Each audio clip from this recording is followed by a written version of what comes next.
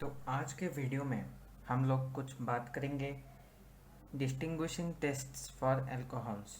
Alcohols में हम लोग दो डिफरेंट टेस्ट यूज़ करते हैं for aliphatic as well as aromatic alcohol.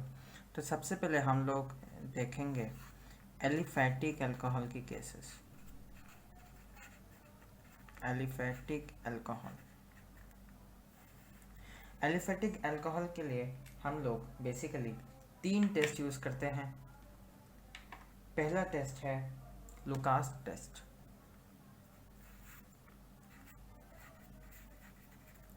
Lucas test के लिए जो रिएजेंट हम लोग यूज़ करते हैं, रिएजेंट को कहते हैं Lucas reagent. Lucas reagent is nothing but it is basically anhydrous ZnCl2 plus concentrated HCl। इसको हम लोग लुकास रिएजेंट कहते हैं। और यहाँ पे जो हमें रिजल्ट मिलती है, जो हमें रिजल्ट ऑब्टेन होता है, या फिर जो ऑब्जर्वेशन हम लोग जो देखते हैं, observation is basically turbidity of alkyl halide. और हमारे पास में जो सबस्ट्रेट होती है, substrate is any alcohol, any aliphatic alcohol. और ये टेस्ट हम लोग यूज़ करते हैं टू चेक प्राइमरी, सेकेंडरी या फिर टर्शरी अल्कोहल। ये इन तीनों टाइप के अल्कोहल को डिफ्रेंशिएट करने की एक टेस्ट होती है। अब मेन बात है कि यहाँ पे अल्काइल हैलाइड की ही टर्बिडिटी क्यों आती है, क्योंकि alkyl halide are sparingly soluble in water whereas alcohols are highly soluble because of intermolecular hydrogen bonding। और अल्कोहल की जो मॉलिक्यूल्स होती है वाटर मॉलिक्यूल के साथ हाइड्रोजन बॉन्डिंग करती है, इसलिए वो soluble होती है। But this property is absent in alkyl halide, so they form turbidity. इसका मतलब क्लाउडीनेस अपीयर होगी सॉल्यूशन में। तो एक हम लोग एग्जांपल देखते हैं। For example we take ethanol.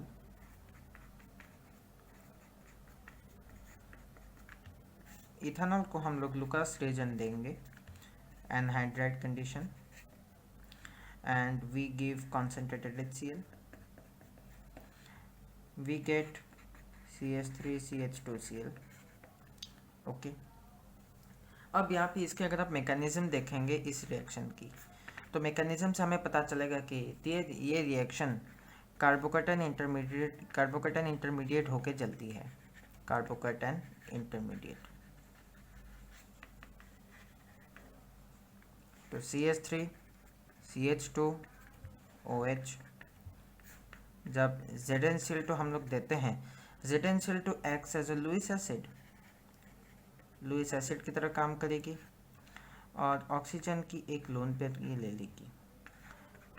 उसके बाद ऑक्सीजन के ऊपर एक पॉजिटिव चार्ज आ जाएगा, ZnCl2 के ऊपर एक नेगेटिव चार्ज, फिर ये बॉन्ड यहाँ से ब्रेक करेगी and then we will get a carbocation.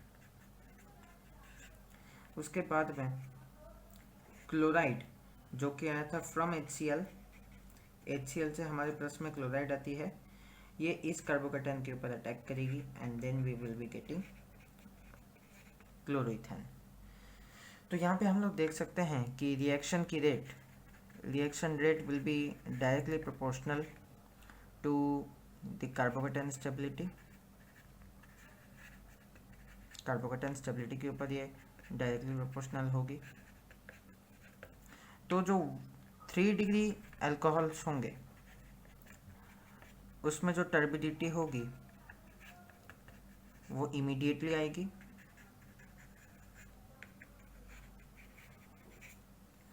जो 2 डिग्री अल्कोहल्स होंगी उसमें टर्बिडिटी आएगी आफ्टर 5 मिनट्स, और 1 डिग्री अल्कोहल में टर्बिडिटी आएगी ओनली ऑन हीटिंग, क्योंकि कार्बोकेटायन सबसे कम स्टेबल होती है 1 डिग्री अल्कोहल के केस में। सो 1 डिग्री अल्कोहल के केस में टर्बिडिटी आने में सबसे ज़्यादा टाइम लगेगी। इवन टर्बिडिटी आने में इतनी ज़्यादा टाइम लगती है कि रूम टेम्परेचर में ऑलमोस्ट टर्बिडिटी आना इम्पॉसिबल होती है। तो रिएक्शन रेट को इंक्रीज़ करने के लिए हमें जो है रिएक्शन के टेम्परेचर को इंक्रीज़ करनी पड़ती है। तो ये आपकी सबसे इम्पोर्टेंट रिजल्ट है इस टेस्ट की, ये आपकी रिजल्ट होती है। और यहाँ से हम लोग डिराइव कर सकते हैं कि अगर टर्बिडिटी इमीडिएटली आ गई, इसकी मतलब कोई 3 डिग्री अल्कोहल प्रेजेंट है। अगर 5 मिनट्स के बाद टर्बिडिटी आ रही है रूम टेम्परेचर में, इसका मतलब सेकेंडरी अल्कोहल है। और अगर हीट करने पर ही अगर टर्बिडिटी आ रही है तो वो प्राइमरी अल्कोहल होगी। और याद रखिएगा जो टर्बिडिटी है वो अल्काइल हैलाइड की वजह से है। क्यों टर्बिडिटी आती है अल्काइल हैलाइड से? बिकॉज वो वाटर में स्पैरिंगली सॉल्युबल होते हैं। अब हम लोग चलते हैं दूसरे टेस्ट पे। अल्काइल हैलाइड के अल्कोहल्स के केस में हम लोग जो दूसरा टेस्ट यूज़ करते हैं उसका नाम है Victor Meyer's test. Second test Victor Meyer's test.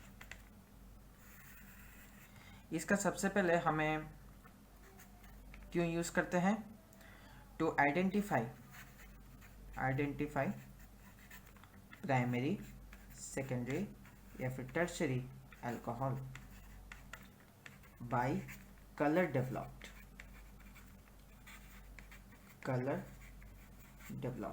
कैसे पता चलेगा?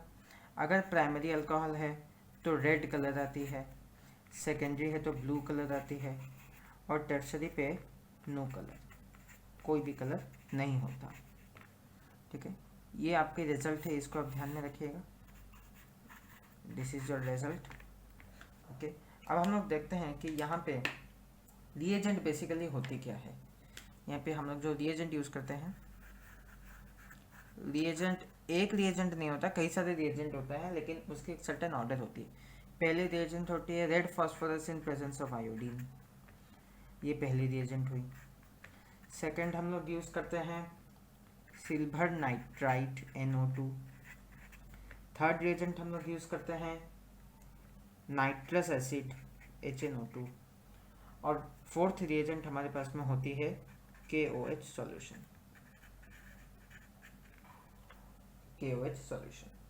तो अब हम लोग देखते हैं कि प्राइमरी अल्कोहल के केस में रिएक्शंस क्या होती है, सेकेंडरी अल्कोहल में क्या होती है, और टर्शरी अल्कोहल के केस में रिएक्शंस कैसे कैसे चलती है। तो पहले हम लोग देखेंगे for primary alcohol. For example आप एक अल्कोहल ले सकते हैं इस फॉर्म का RCH2OH। उसमें हम लोग सबसे पहले रेड फास्फोरस आयोडीन जब देंगे तो यहाँ पे आयोडीनेशन होगी और ये आपके पास में आयोडीन लग गई। फिर आप जब AgNO2 देते हैं, AgNO2 देने पे हम लोग जानते हैं कि सिल्वर नाइट्राइट देने पे ये आपके पास में बेसिकली नाइट्रो अल्केन बनती है, तो RCH2NO2 ये बन जाएगी नाइट्रो अल्केन। फिर जब आप HNO2 देंगे तो ये ऑक्सीडाइजिंग एजेंट होती है, तो ये बेसिकली नाइट्रोलिक एसिड में इसको ऑक्सीडाइज कर देती है। नाइट्रोलिक एसिड है आपके पास में ऐसे कुछ, नाइट्रोलिक एसिड में ही ऑक्सीडाइज हो जाएगी। ठीक है, उसके बाद में हम जब इसको KOH के सॉल्यूशन के साथ ट्रीट करते हैं तो यहाँ पे बेसिकली रेड सॉल्यूशन आती है। ठीक है, उसके बाद में जब हम लोग सेकेंडरी अल्कोहल यूज़ करेंगे, सेकेंडरी अल्कोहल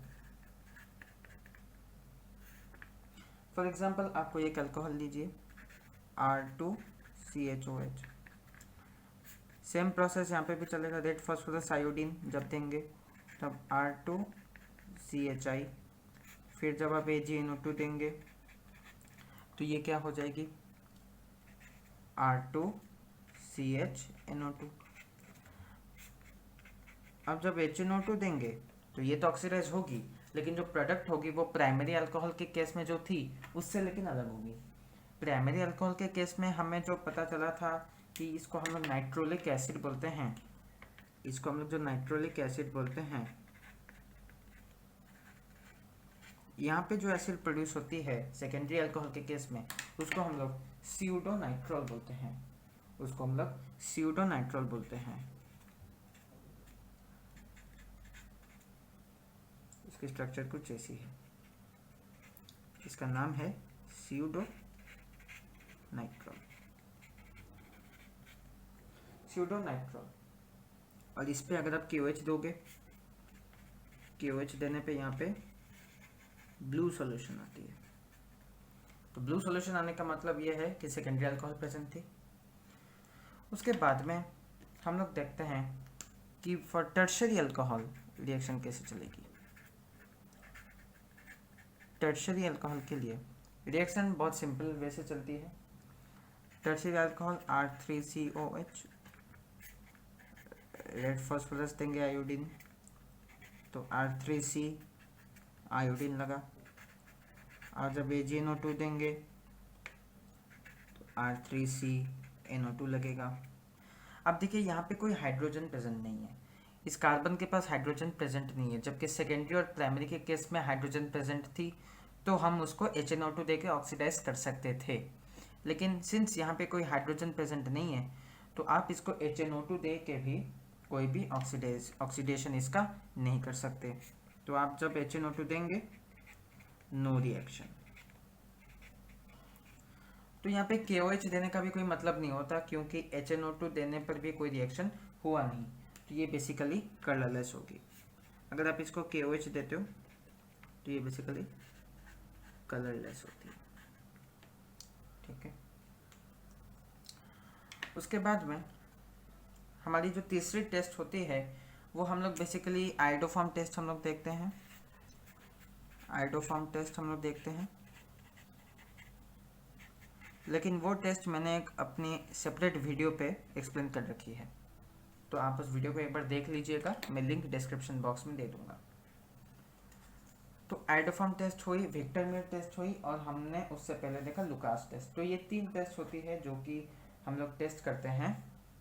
ये बेसिकली 3 केमिकल टेस्ट हैं जो कि हम लोग टेस्ट करते हैं एलिफेटिक अल्कोहल की प्रेजेंस के लिए। ठीक है। अब हम लोग देखेंगे कि ये तो गई एलिफेटिक अल्कोहल की बात। अब देखेंगे कि एरोमेटिक अल्कोहल के लिए हम लोग कौन कौन से टेस्ट यूज़ कर सकते हैं। तो चलिए अब हम लोग डिस्कस करेंगे कि aromatic alcohol with special emphasis on phenol. Aromatic alcohol,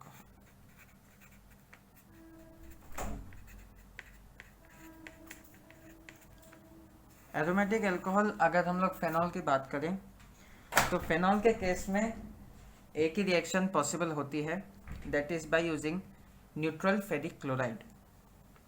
इसको हम लोग बात करेंगे with respect to phenol. Phenol की अगर बात करें तो हम लोग यूज करते हैं neutral ferric chloride FeCl3 test. Neutral ferric chloride test.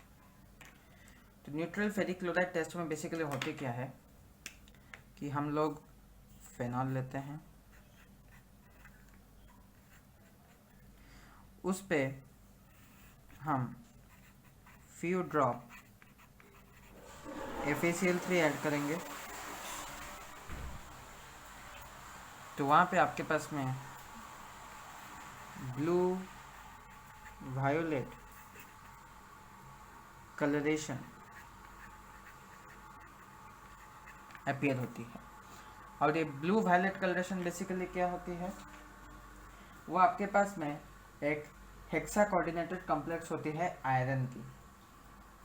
तो ये जो ब्लू वायलेट कलरेशन है that is a hexa coordinated complex.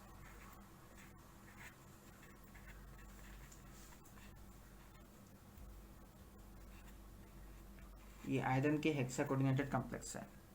तो बेसिकली अगर आप स्टोइकियोमेट्री को बैलेंस करते हुए चलें तो 6C6H5OH, उस पे FeCl3 के फ्यू ड्रॉप्स देंगे,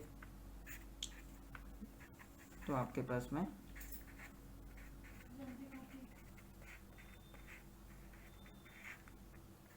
ACA कॉम्प्लेक्स बनेगी। इसकी कलर ही ब्लू वायलेट होती है। तो ये बेसिकली फेनॉल के लिए हम लोग एक कैरेक्टरिस्टिक टेस्ट होती है, या फिर हम लोग इसको ऐसे भी कर सकते हैं, usually this test is positive for compounds having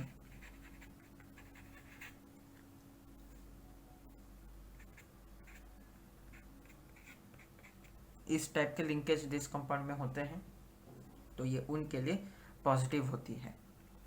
जैसे कि और मैं अगर कुछ एग्जांपल दूं, तो अल्फा नैप्थॉल, बीटा नैप्थॉल,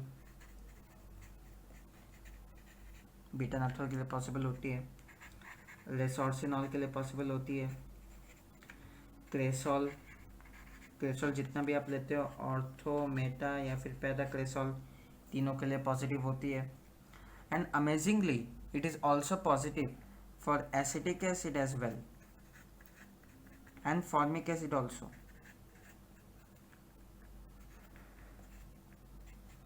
ये आप ध्यान पे रखिएगा। तो ये थी एरोमेटिक अल्कोहल के केसेस, और इससे पहले हमने डिस्कस किया था एलिफेटिक अल्कोहल के केसेस। तो ये थी डिस्टिंग्विशिंग टेस्ट फॉर अल्कोहल्स।